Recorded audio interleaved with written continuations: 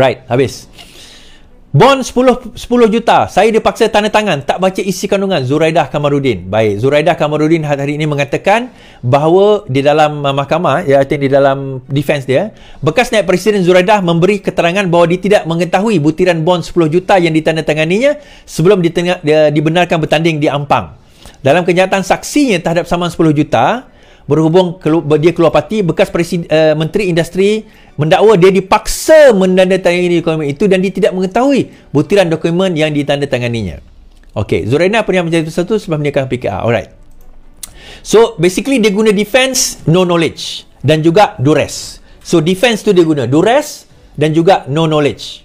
Okey? Duress dan juga no knowledge. Dia tak ada pengetahuan tentang isi kandungan yang dia sign dan juga dia telah dipaksa. Baik. Satu benda saya nak bagi tahulah, jangan menipu di bulan puasa. Okey, dia tak tahu. Jangan kata dia tak tahu, tuan-tuan. Cerita tentang sign dokumen tu bukan setakat dia.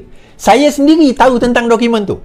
Saya tengok dokumen tu sebelum dia disainkan, dan mereka sendiri sebelum menjadi ahli parlimen sign dokumen tersebut. Dan dia sebagai pada waktu itu naib presiden Parti Keadilan Rakyat, mustahil dia tak tahu, mustahil perkara itu tidak dibincangkan di dalam MPP, di dalam biro politik dan sewaktu dengannya. Benda ini adalah perkara yang sangat mustahil. Now, bolehkah defense tidak tahu digunakan dalam tanda tangan? Jawapannya tidak.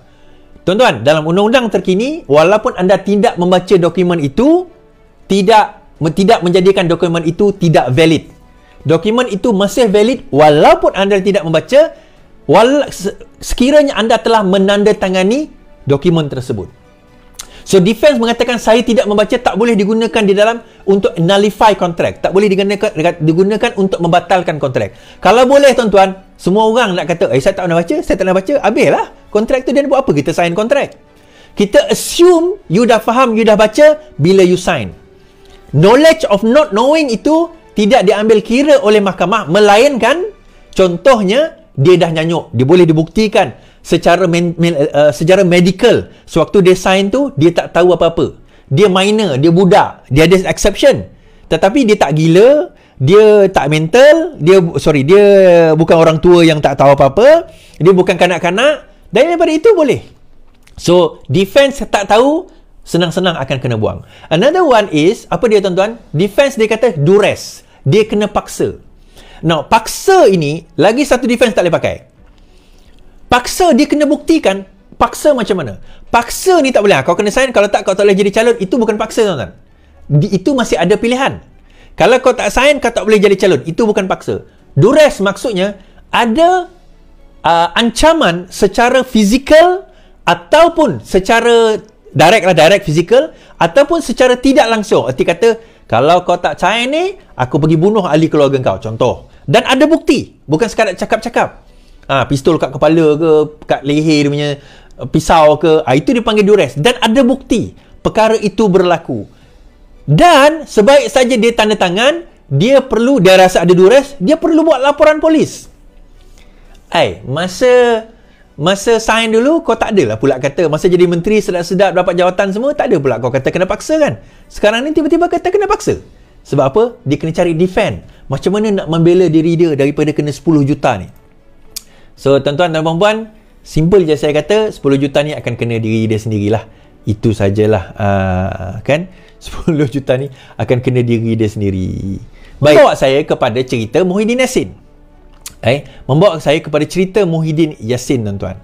Nah, Muhyiddin Yassin mengatakan, singkat saja saya nak kata, Muhyiddin Yassin mengatakan, sebab saya nak jumpa orang ni, dia dah sampai, mengatakan bahawa dia tidak bersalah kerana duit itu, dia macam ni, ada dua duit dana yang masuk ke dalam akaun bersatu sewaktu dia menjadi Perdana Menteri dan juga Presiden bersatu. Pertama, dana itu datang daripada Buhari Equity 200 juta, dan itu pengubalan wang haram. Another one adalah dana daripada Jana Wibawa, 3 juta lebih.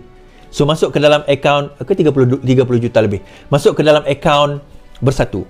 Now, dia mengatakan bahawa, pertama, saya tidak bersalah kerana duit itu tak masuk dalam akaun saya. Jadi, kenapa saya yang bersalah? Dia kata, duit itu tidak masuk dalam akaun saya. Lainlah kalau duit itu masuk dalam akaun saya. Maka itu boleh dikatakan bersalah. Barulah bersalah. Ya, saya setuju Kalau masuk dalam akaun dia, direct lah. Macam kes Najib tadi lah. Itu saya nak relate kan ni. Kes Najib tadi, direct masuk akaun dia. Tapi dia kata, tak. Duit tu tak masuk dalam akaun saya. 217 juta ni. Dia masuk dalam akaun parti saya. Parti Bersatu. Now, betul, benarkah kalau sekiranya masuk akaun lain selain daripada akaun kita, itu dikira sebagai tidak bersalah?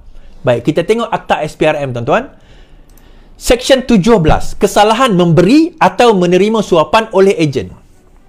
Seseorang melakukan kesalahan jika sebagai seorang ejen, dia secara rasuah menyetujui terima atau memperolehi atau bersetuju atau menyetujui terima atau cuba untuk memperolehi daripada mana-mana orang untuk dirinya sendiri atau mana-mana orang lain. Baik, saya ulang. Untuk dirinya sendiri atau untuk mana-mana orang lain. Seksyen 17 Akta SPRM. Dirinya sendiri atau mana-mana orang lain, apa-apa suapan sebagai satu dorongan atau upah bagi melakukan atau tidak melakukan sesuatu. So, dalam kes itu dia mesti ada consideration. Dia nak melakukan sesuatu atau tidak melakukan sesuatu. Dalam kes Bukhari Equity, Yayasan Bukhari dikatakan bahawa pengecualian cukai dia telah dibatalkan. Dan Muhyiddin Yassin kata, Lim Guan Eng batalkan. Lim Guan Eng kata, saya tak pernah batalkan. Itu kuasa pengarah LHDN. Rupanya dia kata, disebabkan dia dibatalkan pengecualian cukai, Tan Sri Mohtar, Syed Mohtar ni jumpa Muhyiddin Yassin. Dia kata, tolonglah, bagilah pengecualian cukai. Banyak tu, ratus juta. Mungkinlah ini cerita mungkin. Boleh. Tapi syarat dia, bagilah derma dekat parti kami. So, apa consideration yang tadi tu? Pengecualian cukai. Pengecualian cukai itu kalau ditarik, dia bagi. Kalau tak ada benda itu, adakah dia akan bagi 200 juta tuan-tuan pada Bersatu? Itu soalan dia. So, tidak semestinya kena masuk dalam akaun. Kalau kita tengok Seksyen 17 tadi, tak semestinya masuk akaun Muhyiddin Yassin. Boleh juga masuk akaun mana tuan-tuan? Masuk akaun orang lain, atas orang lain. Tidak semestinya pada diri sendiri. Seksyen 17 Akta SPRM. Seksyen 17 Akta SPRM, siapa nak argue? Siapa nak argue? So, maksudnya tuan-tuan, bila masuk dalam akaun Bersatu dengan guna kuasa Perdana Menteri sewaktu dia jadi Presiden, kerana ada consideration, iaitu kalau aku nak lepaskan pengecualian cukai, bagi 200 juta, adakah itu dikira sebagai pengubulan wang haram dan rasuah? Penyalahgunaan kuasa, tuan-tuan? Jawab. Baik. Di sinilah kita nampak bagaimana kes Najib, bagaimana kes Muhyiddin Yassin ini sebenarnya membawa kepada satu perkara yang sangat besar, tuan-tuan. Iaitu, kita kena sedar bahawa penyangat-penyangat dan penyamun-penyamun ini kadang-kadang dia licik. Sebab itu, kalau saya bentangkan kes, saya bentangkan akaun Bersatu dahulu, saya dah persoalkan berkenaan dengan ini akaun Bersatu. Ini akaun Bersatu. Okay? Ini akaun Bersatu. Saya pernah mempersoalkan tentang di dalam asset dan liability dia. Bila saya tengok asset dan liability dia, dia ada pelbagai pemiutang tau. Dia ada pelbagai pemiutang. Pelbagai pemiutang, dan pelbagai pemiutang itu berjumlah 65.5 juta. So, saya pelik. Kenapa dia ada pemiutang berjumlah 65 juta? Dia berhutang dengan orang sebanyak 65 juta. Siapa orang yang dia berhutangkan tu? Kenapa dia consider sebagai hutang?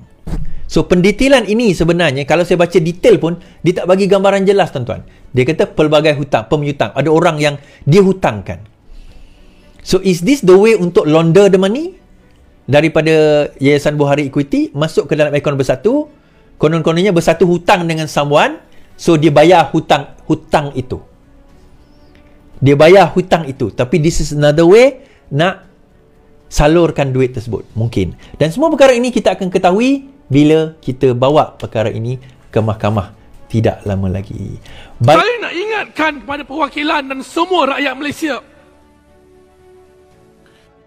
Tan Sri Muhyiddin bukan Najib Razak. Jauh sekali terlibat dalam skandal kewangan terbesar dunia seperti 1MDB. Orang Melayu lebih pandai menilai mana satu yang permata dan mana yang kaca.